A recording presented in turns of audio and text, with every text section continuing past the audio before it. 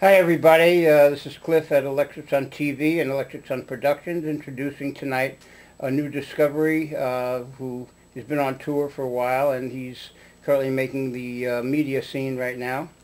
His name is KENYATTA ARRINGTON, also known as Gypsy Star.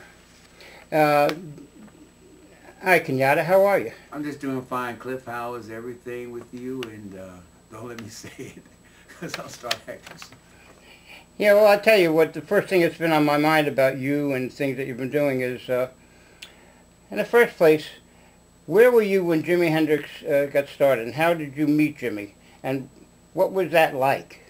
Wow.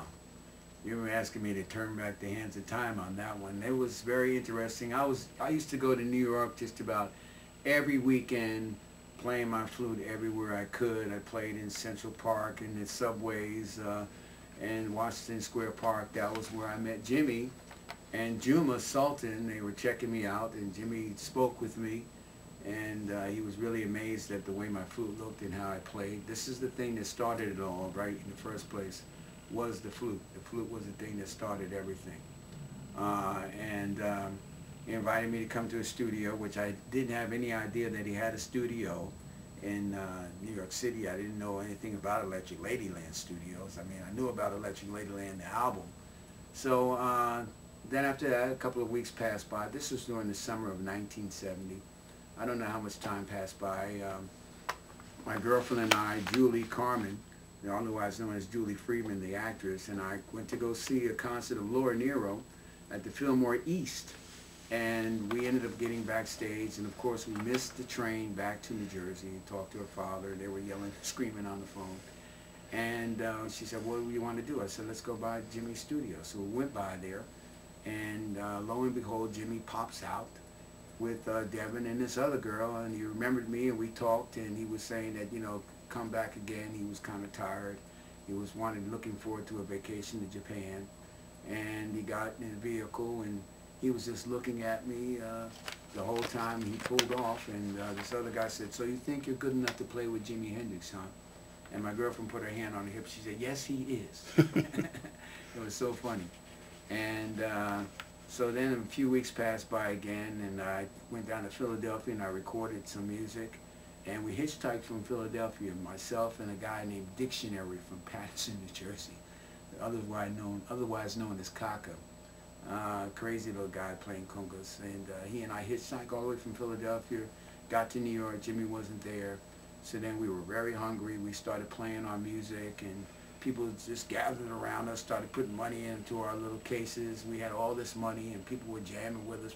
Winos were beating on wine bottles, and people were beating on cans. And he left me there without any money. I was crying, so I wanted to kill him, but I cried all the way down to the subway with him, begging him, please don't leave me, man. At least give me half the money that we made. You were a young kid then, huh? Yeah, I was young. I was about 18 years old. So I know I don't look my age now, so don't say anything. But anyway. But you didn't know where you were. You were in New York City, and New York, hanging out. Hanging out, and people, were making you nervous, probably. Right, and it's summertime, so New York was bubbling. They had what was the name of that place? The circus. Oh yeah, Electric Circus, yeah. The Electric Circus, that was still there. New York was still like vibrant with music and people walking up and down. Nothing probably like what it is today. It still had that flavor of the village, back in the days. And so this guy told me, I was telling this guy my story. He goes, well, hey man, how you can tell when Jimmy's there is a U-Haul truck pulls up in front, and that's the people unloading his amps and stuff. So I wandered around and kept wandering around, and then lo and behold, like out of the Wizard of Oz, there it was, the U-Haul truck, and this guy was unloading equipment. And my heart just started pitter-patting, and my hopes went back up again, and I walked over to the guy, and I told him who he was. He said, who are you? I said, my name is KENYATTA Krishna. Jimmy told me to come see him. So he goes, all right, you just hold on a moment. And he went on downstairs and closed the door. And I was standing in front of there, and there was these guys said, oh man, Jimi Hendrix's studio. They saw me standing in front of it with the flute. Said, hey man, wow, are you somebody famous or something? I told them my story. They said, man, are you hungry? I said, yeah. So they gave me a bite of pizza. No sooner than I took the bite of pizza, the guy came upstairs. He said, hey, Krishna, come on. So they said, they called you Krishna? Krishna. They said, oh man, good luck, man, good luck, good luck. I said, thanks, man. I went on in there, and there was this red carpet from on all sides of this hallway leading downstairs. Red carpet with red floodlights, so it was really strange looking when you went in there. And I looked at the bottom of the stairs, I took a deep breath, and there was Jimmy standing at the bottom of the stairs waiting for me. It was so strange. And when I got down there, he put his arms around me, shook my hand. He was so polite. He said, you know, everything's going to be okay. I'm so glad that you're here. Blah, blah, you know. And then we went on inside. I met Juma and all these other girls that were there. I was just so excited. And Jimmy went in Studio A, and I was in the lobby talking to Juma, and I was just telling him about my album cover. It was going to be the Phoenix Bird and all this stuff. Then I went to the bathroom, and I saw Krishna, and I saw Brahman there, and I was like, Krishna was holding the flute like this with his little thing, doing his little thing. I said, wow, there's Jimmy and there's me. You know, he was the Brahma, and I was the Krishna. So I started playing the flute, and Juma came in here and started talking to me and showing me some different things on flute that he does, that he comes up with different things for Jimmy uses.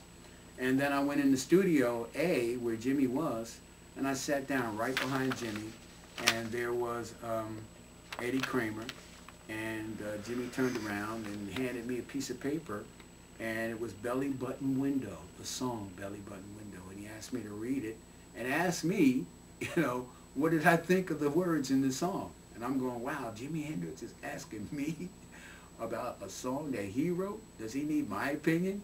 So I read it and I said, wow, you know, is this a song? And he says, yeah, we're getting ready to do that. So I said, okay, man, cool. So Jimmy got up.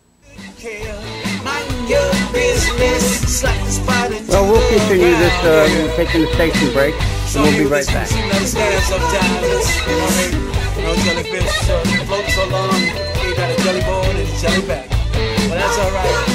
Don't worry about them, you know. Exactly where is that? Cause I don't have no time to spend arguing with you. Got to keep my direction together, and I keep on pushing through because I know how to take care of my business. Don't let nobody hold me down. I just take good care. My business is like a spider to the ground.